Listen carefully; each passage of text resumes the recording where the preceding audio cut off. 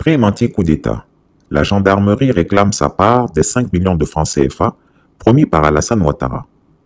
Depuis le coup d'État militaire qui a occasionné la chute du dictateur guinéen Alpha Condé, communément appelé Dadi, le 5 septembre 2021 par le lieutenant-colonel Mamadi Doumbouya et ses hommes des forces spéciales, Alassane Ouattara, président de la Côte d'Ivoire, dort d'un sommeil troublé. Apeuré comme une poule à la vue d'un reptile, il a décidé de ne pas être la prochaine victime de ces pronunciamientos qui sont peu à peu en train de devenir l'outil pour rectifier les dictatures dans la sous-région. Pour éviter que les scénarios maliens et guinéens soient réédités dans son pays, le président ivoirien, après une réunion d'urgence avec son état-major particulier et Téné Birahima Ouattara Di Lafiole, son frère et ministre de la Défense, a décidé de remettre un montant de 5 millions de francs CFA à chaque soldat des forces armées de Côte d'Ivoire. Ainsi, depuis les révélations de cette affaire de prime anti-coup d'État par Christiapi, les forces de défense et de sécurité sont dans l'attente de l'exécution de cette décision. Les bruits vont bon train dans les casernes militaires et chacun fait son programme de dépenses en fonction de cette manne attendue.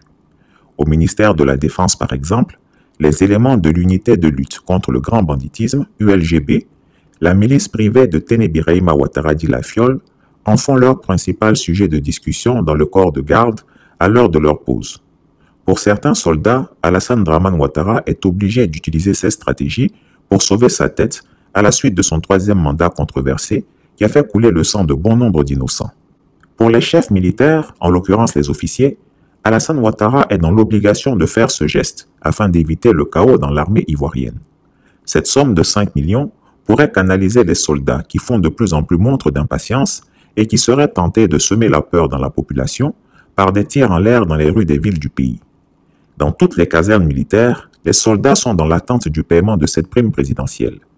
La grande partie des forces armées de Côte d'Ivoire, FACI, suit avec empressement les publications de Christiapi pour voir l'évolution de ce geste salutaire. Cependant, au-delà de cette stratégie destinée à amadouer les FACI pour leur éviter la tentation du coup d'État, il y a la frustration des militaires de la gendarmerie nationale. Ils ont toujours été les éternels oubliés des différentes primes octroyées à leurs frères d'armes. Aucun n'a perçu le moindre copec lors des différentes mutineries qui ont secoué le pays, alors que les autres ont perçu des primes de 15 millions de francs CFA, tout en ayant été promus à des grades supérieurs. Pour cette prime anti-coup d'État, les hommes du général Apalo ont décidé de ne pas accepter d'être exclus du partage une fois encore. Cette situation est d'autant plus délicate qu'elle a déjà des répercussions dans les services au sein des unités de gendarmerie.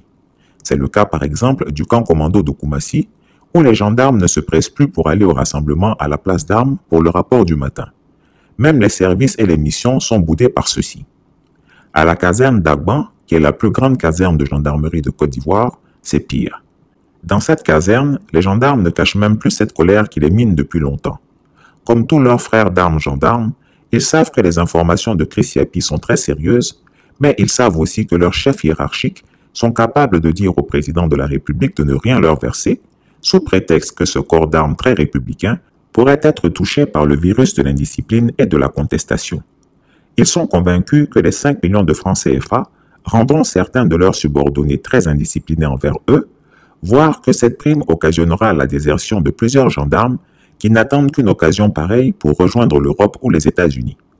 À la gendarmerie nationale, les supérieurs hiérarchiques veulent toujours rester maîtres du jeu.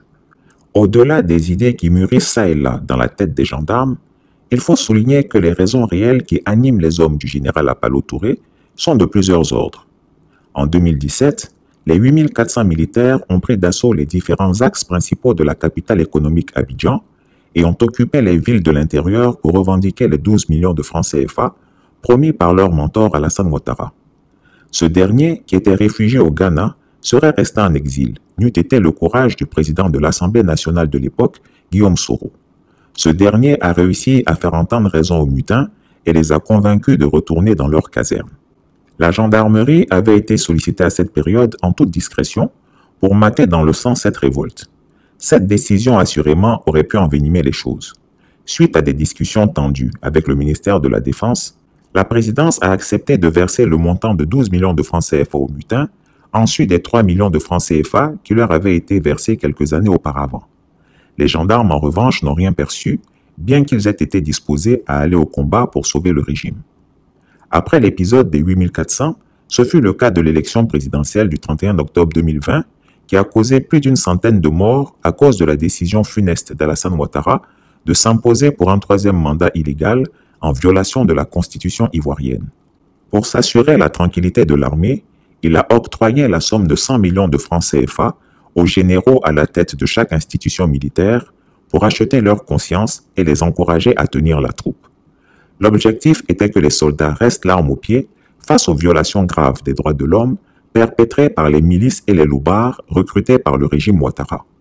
Si le général Apalo Touré, le plus zélé de tous les chefs militaires, a reçu sa part, ce n'a pas été le cas pour ces hommes qui ont été déployés sur le terrain durant tout le déroulement de cette élection.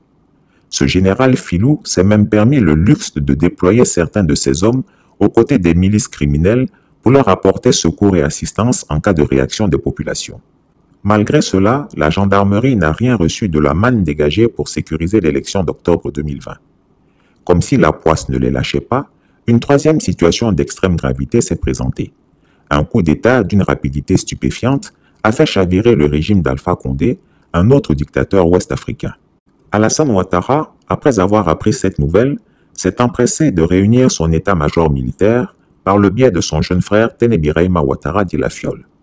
Lors de cette réunion d'urgence, il a encore remis 100 millions de francs CFA à chacun de ses généraux sous forme de virements bancaires sécurisés sur leur compte personnel avec possibilité d'une vérification depuis leur téléphone. Ainsi fait, les généraux ont reçu pour mission de surveiller leurs hommes comme du lait sur le feu afin de contrer d'éventuelles sautes d'humeur et d'anticiper les mécontentements pour éviter une contagion de l'effet Doumbouya dans la Grande Muette ivoirienne. En plus de la centaine de millions versés aux officiers supérieurs, le chef de l'État a décidé de verser également 5 millions de francs CFA à tous les militaires des FACI, en oubliant au passage et comme toujours la gendarmerie nationale. Elle sent donc à nouveau un mauvais coup se profiler à l'horizon, puisque personne ne fait état des gendarmes dans la distribution de la dite cagnotte de 5 millions de francs CFA. Cette fois-ci, les gendarmes ne l'entendent pas de cette oreille et ils ont décidé de ne pas se laisser faire. Se laisser abuser une fois, ça va. 2 fois, ça devient problématique. Mais se laisser abuser 3 fois, c'est être con. Comme le disait bien le groupe Magic System dans sa toute première chanson qu'il a rendue célèbre, « Premier Gaou n'est pas Gaou, c'est deuxième Gaou qui est Nyata ». Pour cette raison et afin d'éviter d'être des Nyata, les gendarmes de Côte d'Ivoire ont décidé de s'organiser dans la plus grande discrétion pour ne pas se faire flouer à nouveau. Ils attendent donc de pied ferme cette prime anti-coup d'État promise par Alassane Ouattara au FACI. Ils sont déterminés et attendent de voir si cette prime sera versée à tous les militaires, à l'exception de leur corps, la gendarmerie nationale. Les jours à venir nous situeront. Chris Yapi ne ment pas. Retrouvez Chris Yapi sur Twitter, Mediapart et YouTube.